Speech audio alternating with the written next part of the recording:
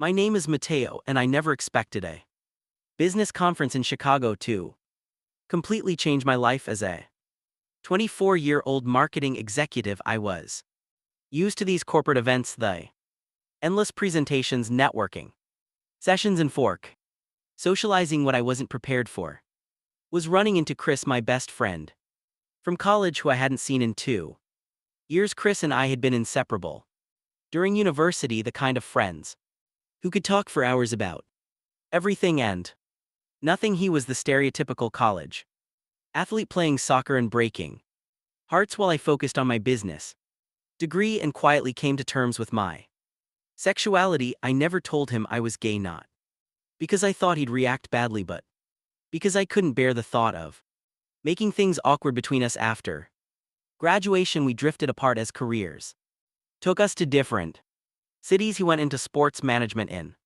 Seattle while I landed a job in New York.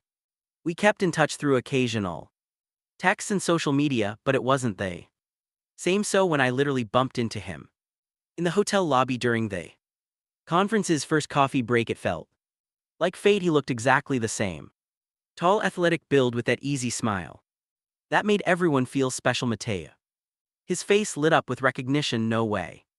What are you doing here? Before I could answer, he pulled me into a bear hug, and I was instantly transported back to our college days. He smelled the same, a mix of cologne and something uniquely him that I tried so hard to forget. We spent the rest of the coffee break catching up. Chris was there, representing his sports management firm, looking to make connections with potential sponsors. He'd recently ended a long-term relationship with his girlfriend Sarah and had thrown himself into work as a distraction. Are you staying at this hotel? He asked as we noted not people heading back to the conference rooms. I nodded. 10th floor. No way, I'm on 10 too.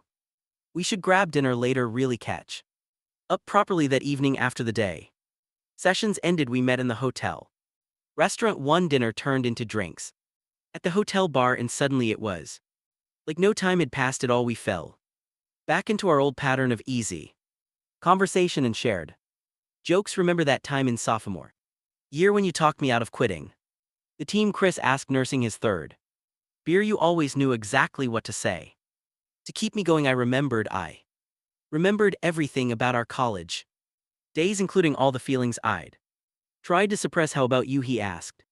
Anyone special in your life? I shook my head. Work keeps me busy. It wasn't entirely a lie, but it was the truth. Either as the bar started to empty, Chris suggested we continue talking in his room. I've got a bottle of whiskey from the duty-free, he said, just like old times. My heart raced at the suggestion, but I kept my voice casual. Sure, why not? His room was larger than mine, with a sitting area and a view of the city lights. We sat on the couch and he poured us each a drink. The whiskey was smooth, warming me from the inside as we continued talking. As the night progressed and the whiskey level in the bottle decreased, our conversation grew more personal. Chris talked about his breakup with Sarah, revealing vulnerabilities I'd rarely seen in him before. She said I was emotionally unavailable, he said, running a hand through his hair, that I never let her in completely. Maybe she was right. You've always been guarded with relationships, I observed, trying to maintain my composure despite how close we were sitting. He turned to look at me, his eyes slightly unfocused from the alcohol. Not with you, though. You're the only one I've ever felt completely comfortable with. The air in the room suddenly felt thicker. I took another sip of whiskey to steady my nerves. That's different. We're friends, are we? His voice was quiet. Sometimes I wonder if that's all it is. My heart stopped. What do you mean? He shifted closer and I could smell the whiskey on his breath mixed with his familiar scent. I don't know, sometimes back in college I'd catch you looking at me a certain way, and sometimes I'd find myself looking back. Chris, I started, not sure what I was going to say. I've never told anyone this, he continued, his voice barely above a whisper, but there were nights when I'd lie awake thinking about you, about us, about what it might be like if he trailed off. But his hand had found its way to my knee. The touch sent electricity through my body. If what I managed to ask, though my throat felt dry. Instead of answering, he leaned forward, closing the distance between us. His lips brushed against mine Tentatively at first then with more certainty when I didn't pull away. The kiss deepened, years of unspoken feelings pouring out when we finally broke apart, both breathing heavily. Chris rested his forehead against mine. Wanted to do that for so long, he whispered. Even back in college, I didn't understand what I was feeling. Then my mind was spinning, partly from the whiskey but mostly from what was happening. Are you sure about this? You're not just drunk. He pulled back slightly to look at me, his eyes clear despite the alcohol. I'm tipsy, but I know exactly what I'm doing, what I want. His hand cup my face. I've been running from this for years, Mateo, from these feelings, from who I really am. Why now? I asked, needing to understand, because seeing you today, it brought everything back, all those feelings I tried to ignore, tried to bury. With relationships with women. He took a shaky breath when Sarah said I was emotionally unavailable. It was because I was comparing everyone to you. No one else ever made me feel the way you do. I could see the vulnerability in his eyes, the fear mixed with desire. This was Chris, stripped of all his usual confidence, showing me a side of himself he'd kept hidden from everyone, maybe even from himself. I never told you I was gay, I said softly. I was so afraid of losing you. I think part of me knew, he replied, running his thumb along my jawline. Maybe that's why I kept my own feelings buried. It was easier to pretend we were just friends than to face what it might mean. We talked for hours, sharing secrets and feelings we'd both kept hidden for years. Chris told me about the times he'd caught himself staring at me during soccer practice, about the jealousy he'd felt when I dated other guys in college, though I tried to keep it discreet, about how he tried to convince himself his feelings were just strong friendship. As the night deepened, our conversation became interspersed with gentle touches and soft kisses. Each contact felt like making up for lost time, healing old wounds we both carried.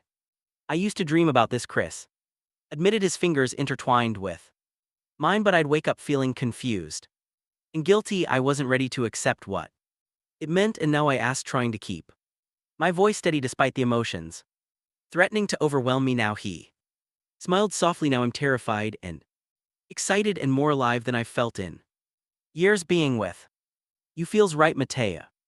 It feels like coming home. We moved to sit on the edge of his bed, the city lights twinkling through the window, creating an intimate atmosphere. Chris told me about his struggles with his identity, how he tried to fit into the straight athlete stereotype, dating women because it was expected of him. Soccer was my excuse, he said. I told myself I couldn't be gay because I was an athlete, because it didn't fit the image. But watching you in college, seeing how comfortable you were with yourself, even if you weren't out to everyone, it made me question everything.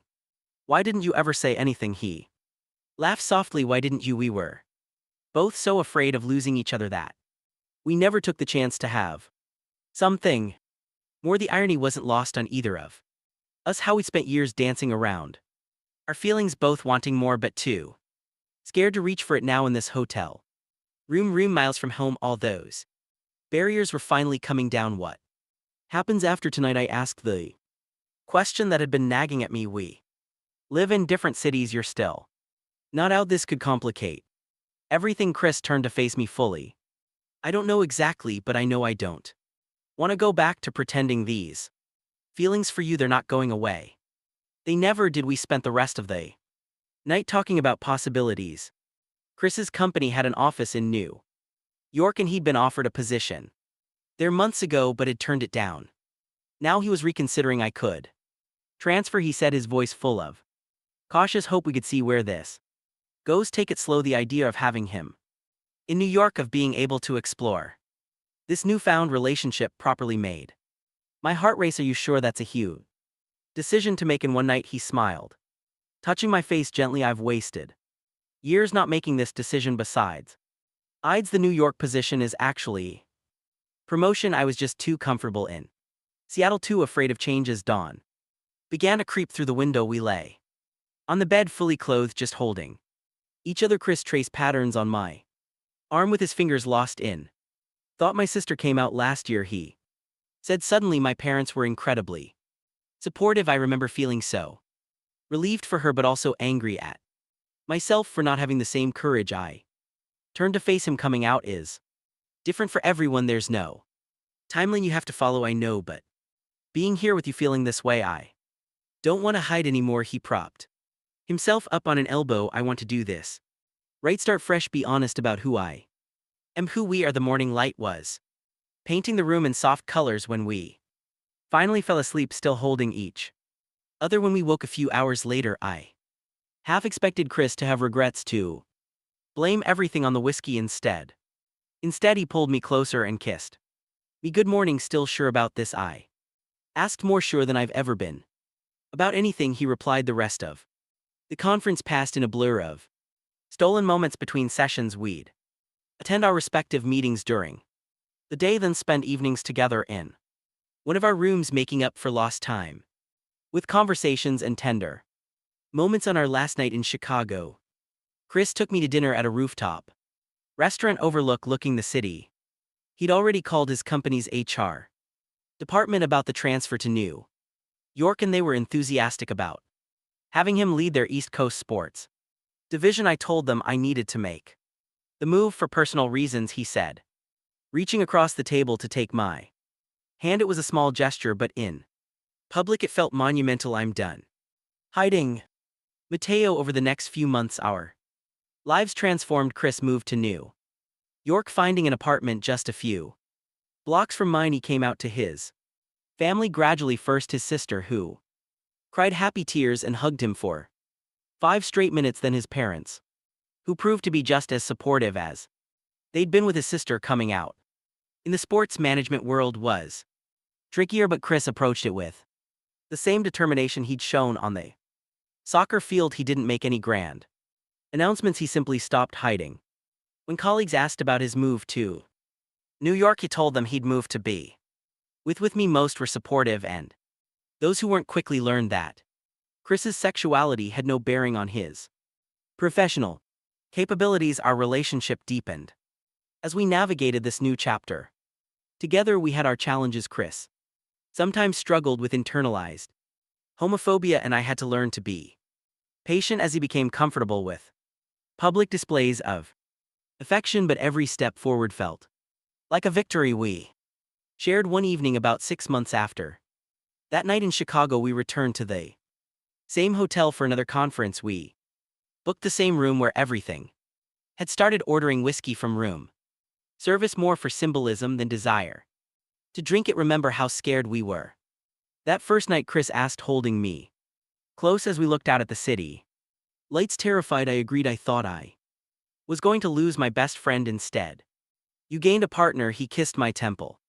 I wish I could go back and tell RL that it would all work out. Would you change anything? Tell me sooner. He thought for a moment. No, I needed that time to understand myself, to become someone worthy of you, but I wouldn't change where we ended up. Looking back now, that night in the hotel room was both an ending and a beginning. It was the end of pretending, of hiding, of denying who we were and what we meant to each other, but it was also the beginning of something beautiful, a love story that had been years in the making. Chris and I still face challenges the sports world isn't always accepting, and we occasionally encounter prejudice, but we face everything together, now stronger for having finally embraced our truth. Sometimes late at night we'll talk about those years we spent as just friends and marvel at how blind we were to what was right in front of us. But maybe that's how the best love stories work. They don't always announce